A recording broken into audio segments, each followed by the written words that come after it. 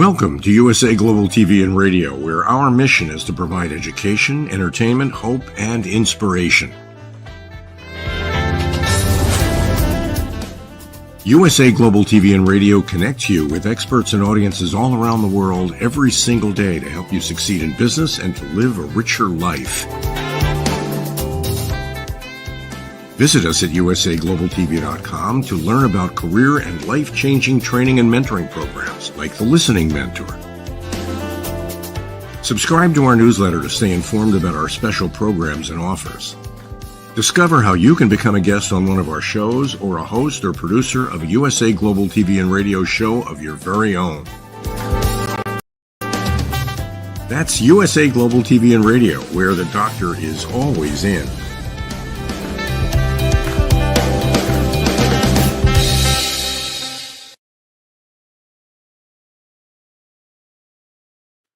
Good morning, afternoon, or evening, wherever you are in the world.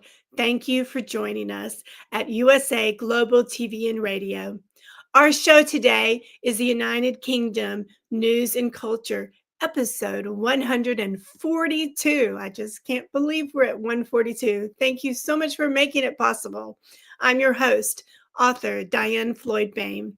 Let's welcome our first team member, the incredibly talented royal photographer, co-host of the Royally Rich Lifestyle, and co-host for the Royal Breaking News from London.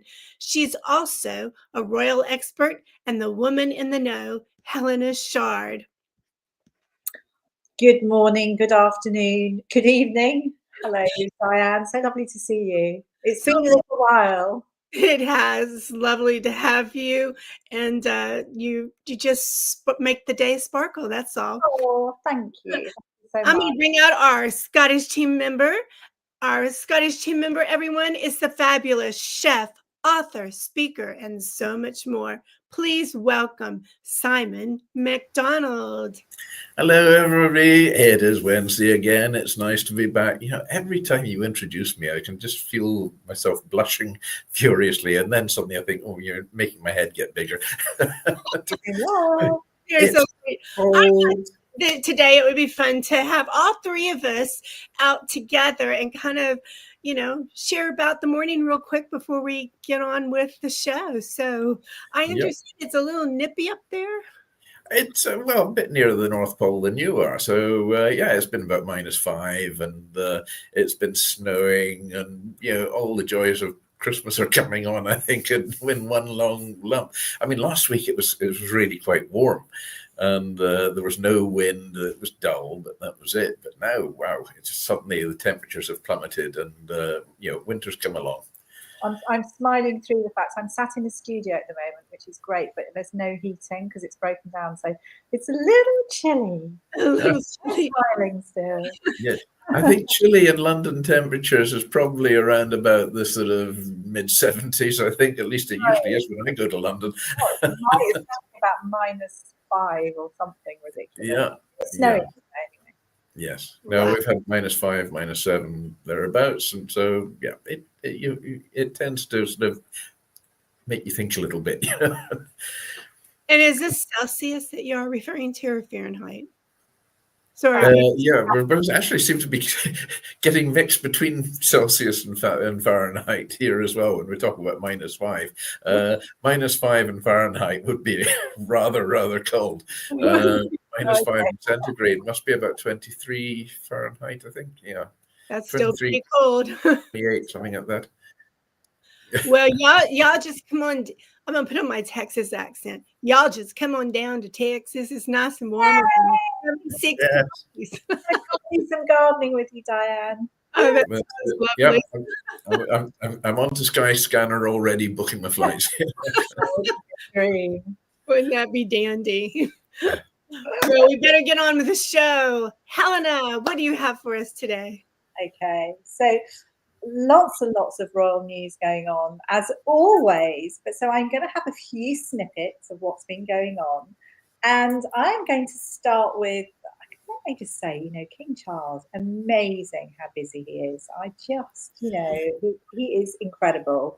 So, you know, sending him lots of love. But I'm going to begin with as we know as well, the King, he plays a vital role in our UK diplomacy. And last night, there was a glitzy white tie and tiara event at Buckingham Palace where the King, Queen and William, Prince William, not the Princess of Wales, welcomed more than 500 members of the diplomatic corps to the state rooms at the palace. Now, it's a really fabulous do. It's something that's really high up in the calendar, in the royal calendar. It's one of the biggest events. Actually, once the spouses are also invited, you're looking at sort of something like more than 1,500 guests from around 130 different countries.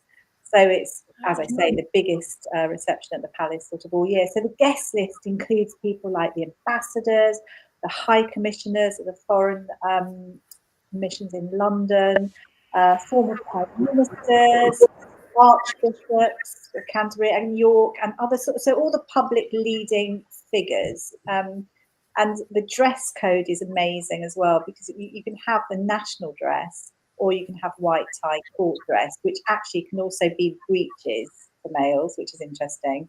Obviously, for the women, you normally have the long evening dress and tiaras. And I think something that's special as well this year is that Queen Camilla gave a touching tribute to her husband as she donned the family order, but also wore a lovely tiara, a dazzling tiara, which was the late Queen Elizabeth. So that was honouring the late Queen Elizabeth. So it's you sort of meet and greet, a buffet, drinks reception, and you actually do go to the ballroom and it's a lot of dancing. But I think the actual royal family leave before the dancing begins. So a very, very special evening was had by all. So moving on, we have had, it's something that's sort of slightly worrying to a lot of people, so a security breach on the Windsor estate perimeter. Now, the level of security is now being looked at on the whole of Windsor estate. Now, this is known as the Ring of Steel, but obviously it hasn't been the Ring of Steel in this situation. So this was a while ago, the Sunday, October the 13th, where two masked men scaled a 6-foot wall or fence, I think. They broke into an outbuilding, which was part of Shaw Farm, which is actually a working farm on the estate. And it was like a burglary, really. They picked up a truck and a black truck and a red quad bike. And they actually drove through the security fence, which was of Shaw Farm, to get out. And that was the time that the police were actually alerted. Now, this is 5 minutes from Adelaide Cottage, where the Prince and Princess of Wales and children live. There's lots of investigations going on by Thames Valley Police, and the royal family, as always, aren't going to comment. I think one thing to say is that, to remember there are so many layers of security. There was no chance really of people being, touched as such. It's almost like an onion. You peel back all those different layers, and there's so much involved. But obviously, a lot of people have been saying, it was nearly a break-in to Windsor Castle. It wasn't at all. And in fact, as I said, it's sort of at least 5 minutes or more from where Prince William and Princess Kate live.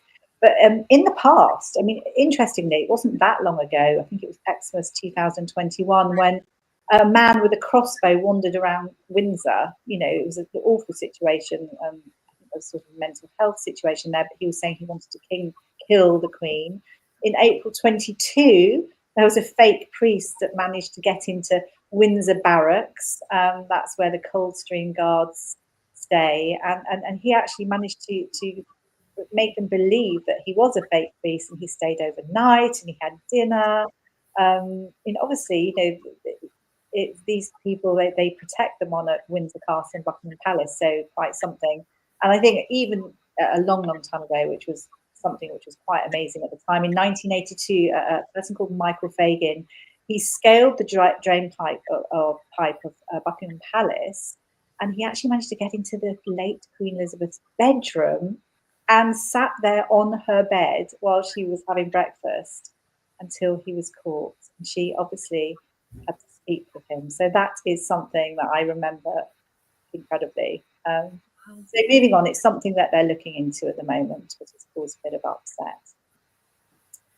Happy birthday, happy 76th birthday to King Charles. Now, obviously, this was a few days ago, 14th of November. He is so thankful to be alive, as you can imagine. I do love him incredibly, and he's so warm and tactile. And luckily for him, he didn't receive his red box on his birthday. Now, every day he has his red box full of letters and forms and everything that takes a long time to go through, but he had a break. I was asked by lots of different platforms, oh my goodness, there's so much going on. Hasn't it taken the shine off of his birthday? What about the Andrew problem? This is, posed such a problem for him. How has he managed? Of course he managed. It's one of these things that the royal family have been through so much over the years. And the Andrew problem is just something that just rumbles on. But just to recap, King Charles has cut his living allowance and security off now, where he lives at Royal Lodge. Is he going to be forced to make his way on his own, Prince Andrew? I don't know. Apparently he's struck a deal with a certain person to stay there now.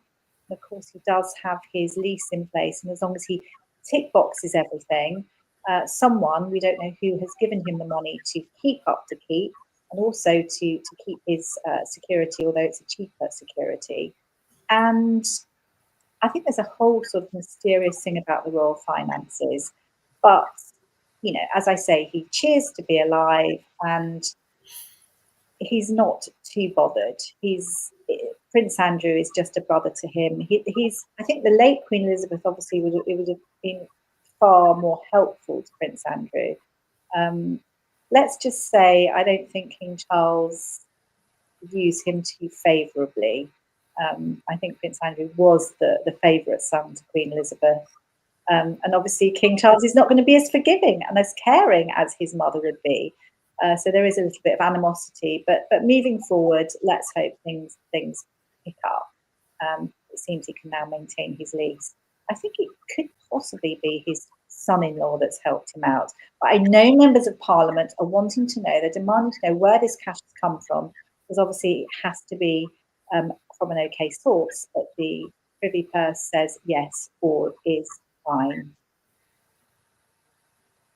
Princess of Wales, how lovely was it to see her at the Festival of Remembrance last Saturday evening, looking beautiful and glamorous, and also at the cenotaph on the balcony Sunday daytime, really beautiful. It was just so lovely to see her smiling away.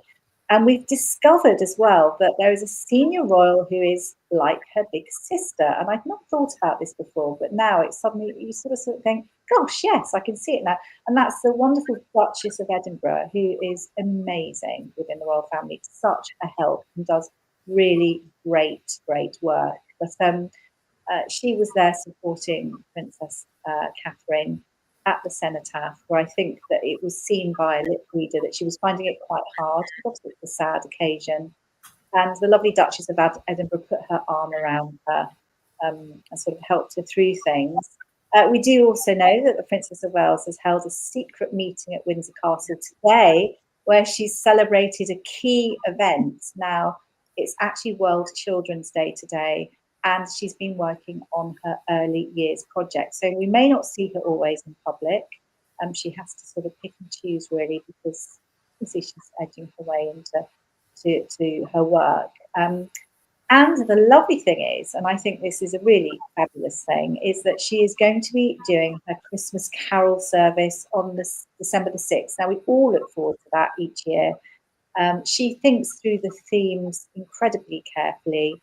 And this year, it's going to be, really thinking about our support networks in our lives during difficult times. So the importance of family and community. And what's so beautiful about this, I think it's a lovely way it's an uplifting, festive note to end the year for her and her family. So that's a little bit about the Princess of Wales. Queen Elizabeth, the late Queen Elizabeth, as we know, every monarch sort of writes a diary. It's something that's expected of them. And Queen Elizabeth, can you imagine how many diaries she's written? I mean, so many.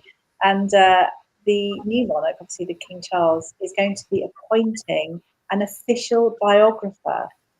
Now, this biographer is going to look back over all the years of diaries that Queen Elizabeth wrote, and from this is going to create Queen Elizabeth's biography. And this is obviously a nod to Queen Elizabeth. She every day would sit there in her office, not in bed, and she'd write her diary, and it would be no less than, apart from her final entrance into her diary, it would be no less than half a page. And we've heard about this through Hardman and a new book, which was a new rewrite of Charles III, New King, New Court.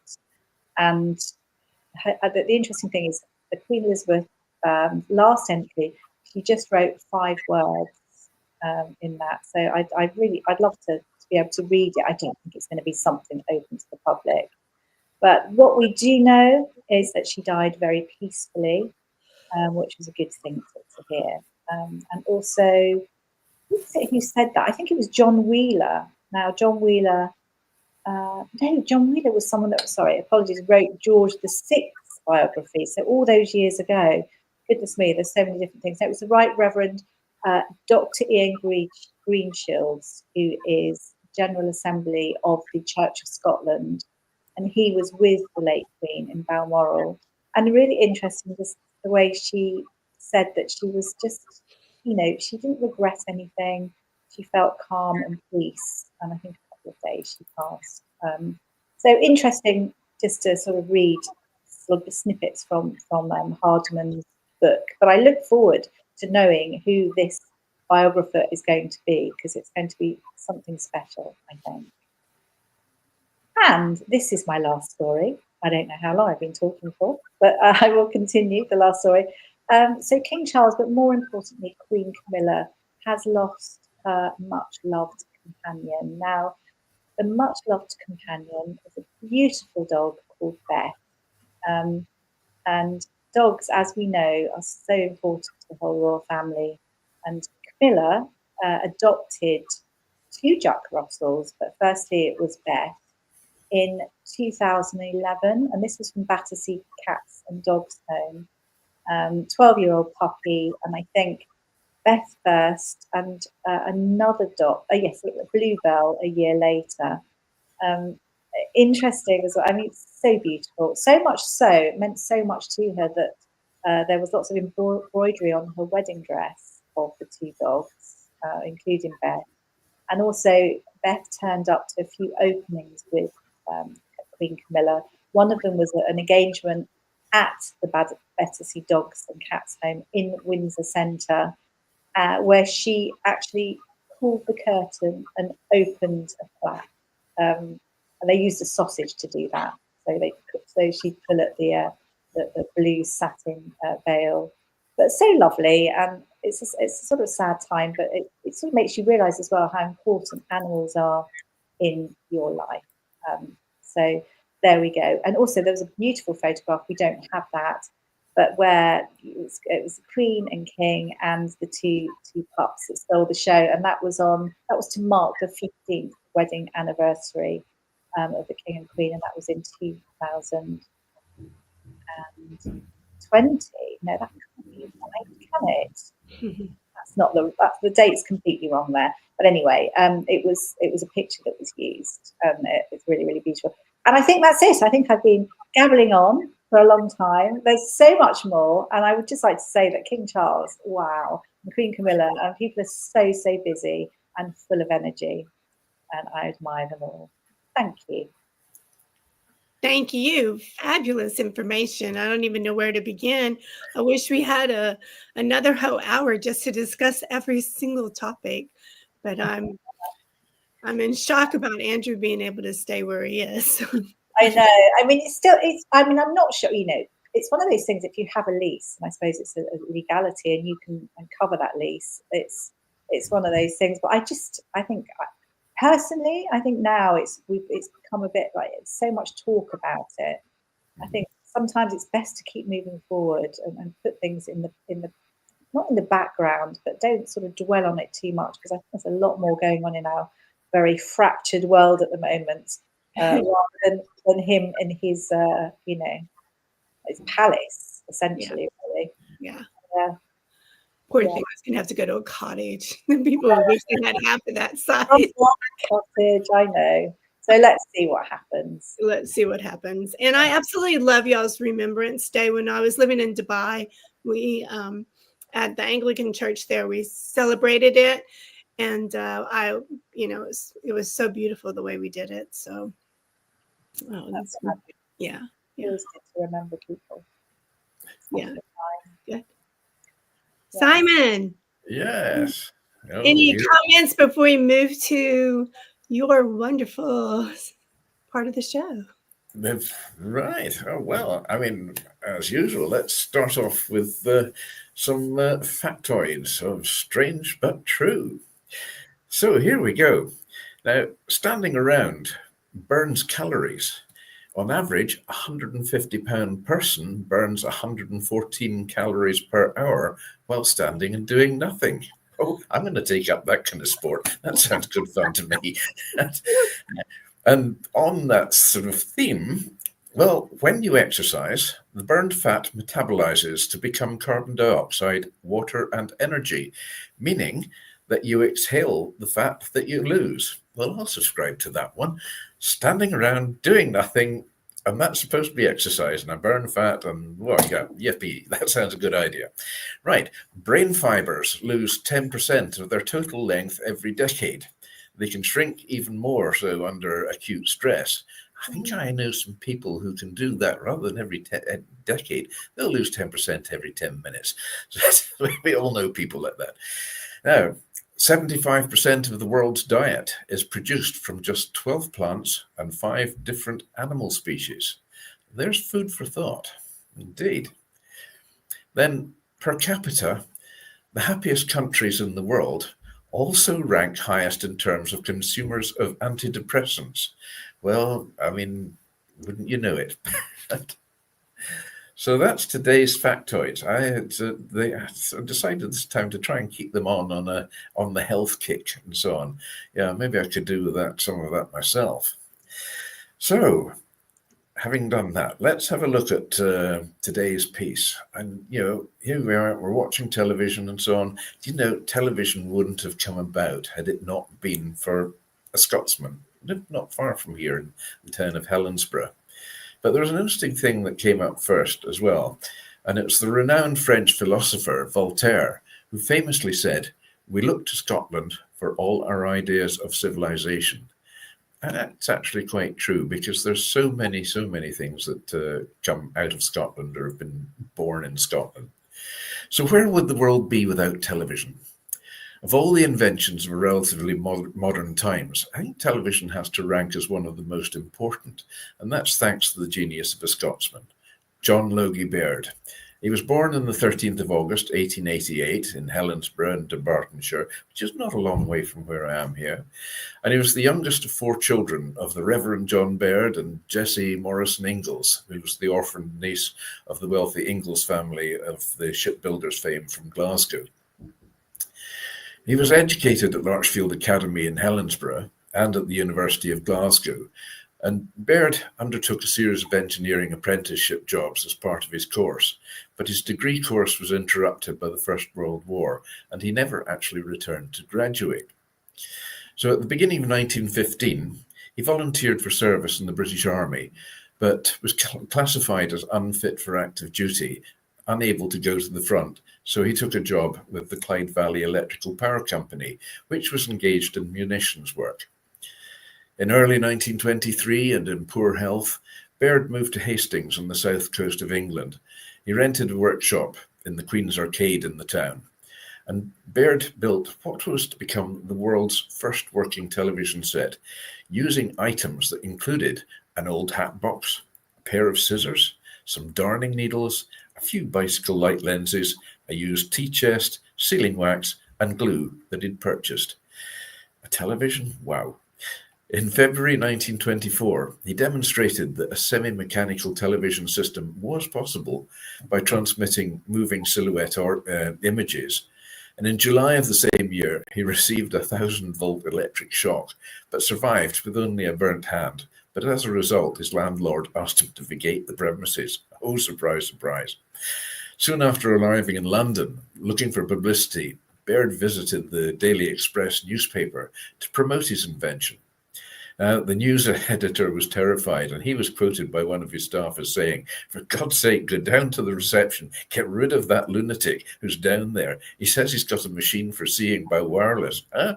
Watch him, he may have a razor on him." Well, I mean, what would you say if somebody said, "Oh, you can see, he's created these moving images. Wow." Well, in these attempts to develop a working television system, Baird experimented using the Nipkow disc. Paul Gottlieb Nipkow had invented this scanning system in 1884. And Nipkow's work was important because Baird, followed by many others, chose to develop into the broadcast medium. In his laboratory on the 2nd of October 1925, John Logie Baird successfully transmitted the first television picture, which was the head of a ventriloquist dummy nicknamed Stooky Bill. Good Scots name. Well, Baird went downstairs then and fetched an office worker, 20-year-old William Edward Tainton, to see what the human face would look like. So Tainton actually became the first person to be televised. In June 1924, Baird had bought a FLOYD cell. Now, Baird's implementation of this cell allowed him to become the first person to produce a live, moving grayscale television image. And Baird, he achieved this where other inventors had failed by improving the signal conditioning from the cell through cooling it and his own designed video amplifier. So Baird gave the first public demonstration of moving silhouette images by television at Selfridge's department store in London in a 3-week series of demonstrations in March 1925. On the 26th of January 26, then Baird gave the first public demonstration of true television images for members of the Royal Institution and a reporter, of course, from the Times in his laboratory at 22 Frith Street in Soho in London. It was the first demonstration of a television system that could scan and display live moving images. And he demonstrated the world's first color transmission on the 3rd of July, 1928, long before it became mainstream. And that was using scanning discs at the transmitting and the receiving ends. Then the same year, he also demonstrated stereoscopic television, which again didn't come in until very much later. In 1927, Baird transmitted a long-distance television signal over 438 miles of telephone line between London and Glasgow's Central Station Hotel. Then Baird set up the Baird Television Development Company Limited, which in 1928 made the first transatlantic television transmission from London to Hartsdale, New York, and in 1929, the first television programs transmitted by the BBC. So in November 29, Baird and Bernard Nathan established France's first television company, Télévision Baird Nathan. Broadcasting on the BBC on the 14th of July 1930, The Man with the Flower in His Mouth was the first drama shown on UK television. I've been repeating it ever since. The BBC transmitted Baird's first live outside broadcast with the televising of the Derby in 1931. Then from 1929 to 1935, the BBC transmitters were used to broadcast television programs using the Baird system. And 32 to 35, the BBC also produced the programs in their own studio. In addition, Baird was producing and broadcasting a small number of television programs independent from the BBC from Baird's own studios and transmitter at the Crystal Palace in London. So on the 2nd of November 1936, from Alexandra Palace, the BBC began alternating Baird's transmissions with EMI's system, which had recently been improved after a merger with Marconi. The BBC ceased broadcasts with the Baird system in February 1937, due in part to a disastrous fire in the Baird facilities at Crystal Palace. It was becoming quite apparent to the BBC that the Baird system would ultimately fail due in large part to the lack of mobility of the Baird cameras.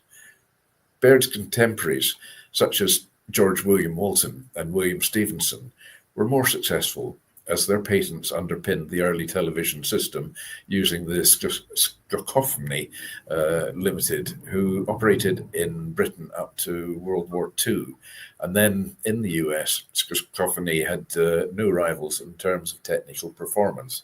In 1948, then they acquired John Logie Baird Limited.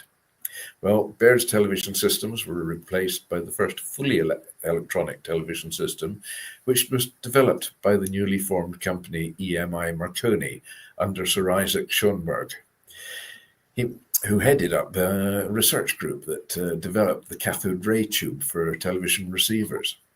The fire that burned Crystal Palace to the ground later that year hampered the Baird company's ability to compete. Well, I'm not surprised. If it gets burned down, you got a problem. And Baird, well, he made many contributions to the field of electronic television after mechanical systems became obsolete.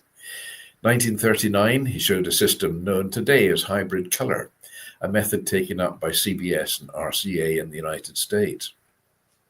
As early as 1940, Baird had started working on a fully electronic system called Telechrome. Using cyan and magenta phosphors, a reasonable limited color image could be actually obtained. So he also demonstrated the same system using monochrome signals to produce a 3D image, stereoscopic at the time. In 1941, he patented this system of three-dimensional television. And then on the 16th of August 1944, he gave the world's first demonstration of a full color television display. 1943, the Hankey Committee was appointed to oversee the resumption of television broadcasts after the war, and Baird persuaded them to make plans to adopt his proposed Telechrome color system as the post-war broadcast standard. Well, the committee's plan lost all momentum, partly due to the challenges of post-war reconstruction. The old monochrome 405 line standard remained in place until 1985 in some areas, and the 625 line system was introduced in 1964 and color in 1967. So that's sort of not that long ago. Well, not in my age terms, sorry. A demonstration of large screen 3D television by the BBC was reported in March 2008, over 60 years after Baird's actual demonstration. Some of Baird's early inventions were not fully successful. In his 20s, he tried to create diamonds by heating graphite. Then, inspired by pneumatic tires, he attempted to make pneumatic shoes, but his prototype contains semi-inflated balloons which burst. Well, years later, the same idea was actually successfully adopted by Dr. Martin's boots. And he also invented a thermal undersock, which was moderately successful. Baird suffered from cold feet, so after a number of trials, they found that an extra layer of cotton inside the sock provided plenty of warmth. Between 1926 and 28, he attempted to develop an early video recording device, but technical difficulties with the system prevented its further development.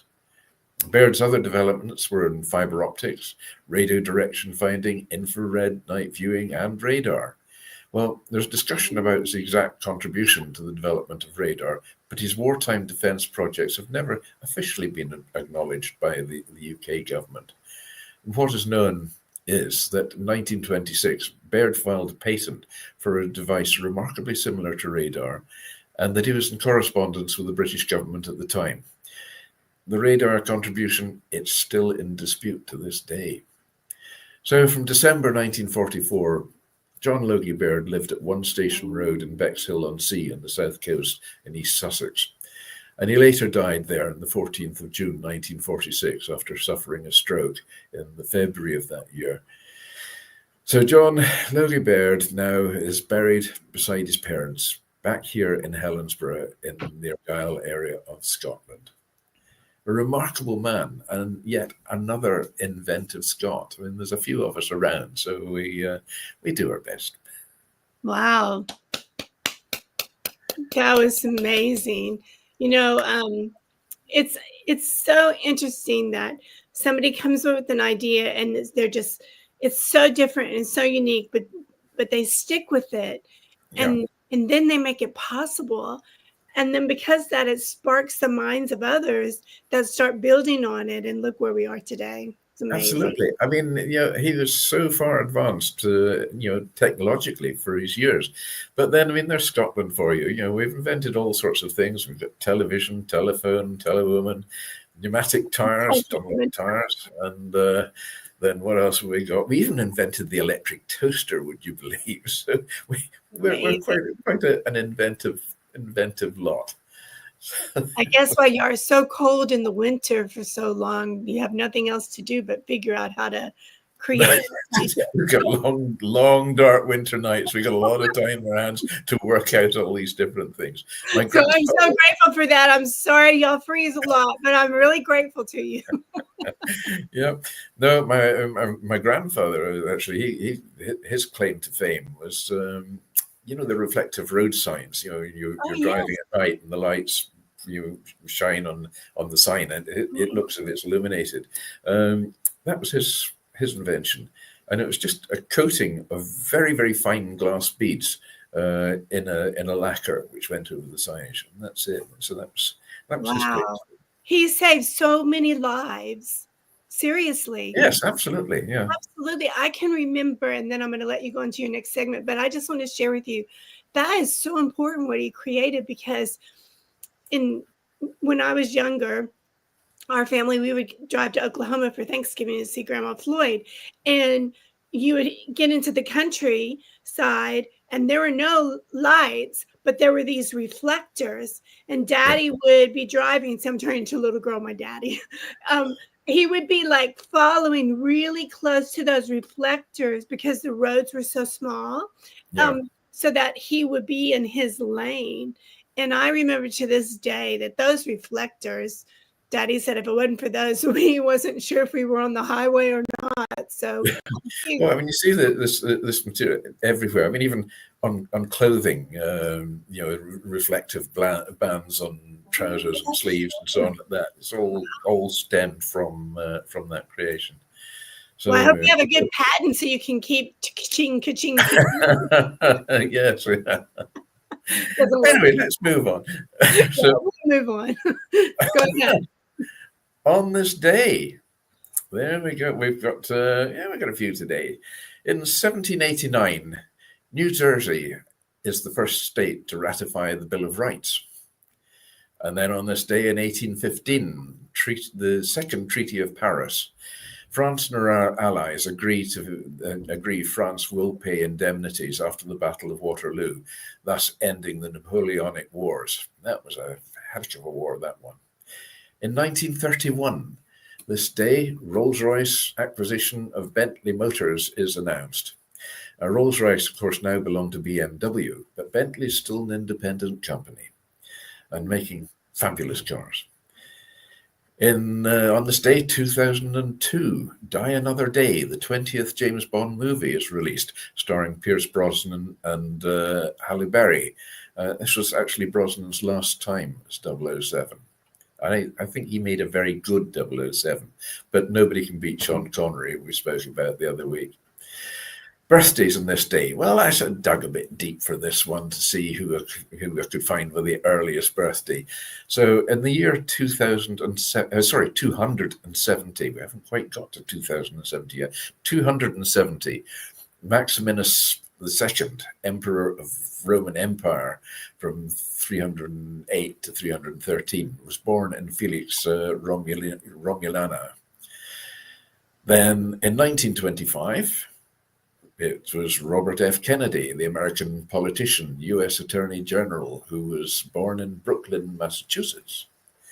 Then on this day in 1942, Joe Biden, the Democrat politician and 46th U.S. president, born in Scranton, Pennsylvania, 81 today. Happy birthday, Joe. Have a good one. And finally, deaths today. Right, 1910, Leo Tolstoy, the Russian novelist of Anna Karenina and War and Peace, dies of pneumonia, aged 82. Then 1975, Francisco Franco, the Spanish general and dictator, dies, aged 82. Not a good day to be 82, is it? Yeah. So there we go. This on this day. Let's see what comes up next week. On this day, so many things. There's always, there's always something happening. But it was amazing. Unless you were 82, actually, there weren't all that many other significant deaths that I can find from on this day. So yeah. And the older I get, the 82 is really, you're just a spring chicken. Yeah. Yes. Absolutely. Absolutely. Yeah. No, age is just a number that denotes the amount of experience you have. Yes. And hopefully become wise. That's how I look at it. Amen. And I think you have some more things for us. Well, I don't know. I mean, sort of looking at my parting shot for today, I don't know. I mean, there's so many, I keep coming up with these stupid one-liners and so on as well. But, I mean, life's really simple, but we always insist on making it complicated. And certainly I advocate that as well. But never forgive your enemies. Because there's nothing, or always forgive your enemies, should I say, because nothing annoys them more than that. So there we are. So that's my parting shot for the day. I think that's a really good one. If I could have a magic wand, I'd spread peace and happiness throughout the world for sure. And put food in people's tummy. So, yeah. But anyway, on a happier note, thank you so much for today. You always bring so much joy and wisdom to all of our listeners. And I just love being here. And, I'm here by the grace of John Logie Baird. We're all here by the grace of John Logie Baird. Yes, I think that's another book for you to do. Where would the world be without television? Yeah. We'd all be reading books. By the way, it's coming up Christmas time.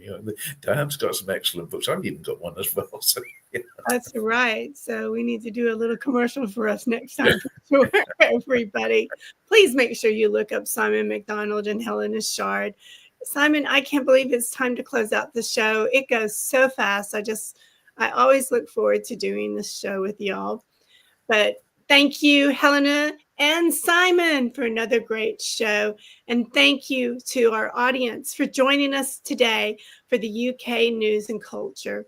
Wherever you are in the world, I really hope that your life is filled with peace and love. Simon, do you have any closing words? Other than that, it'll be bye for now. Sky's not the limit. Well, there's footprints on the moon. Amen. Bye, everybody. Bye. This program is brought to you in part by the British School of Excellence and founder, Mr. Philip Sykes. Building confidence, changing lives. Do you share our view that etiquette is a set of modern life skills that are essential for personal and professional success? Join us as an etiquette coach and change people's lives through the power of etiquette and manners. The last few days have been really amazing. I had a trainer course from the British School of Etiquette. And I must say it's been one of the best decisions I've ever made and one of the best investments I've made in my own training and development. Now, words alone will not describe the transformation and the positive path that I have traveled with the British School of Etiquette. I found I learned a lot from the lessons this time I came. The last few days with the British School of Etiquette have been fantastic. And what I've learned now is really beyond my expectations.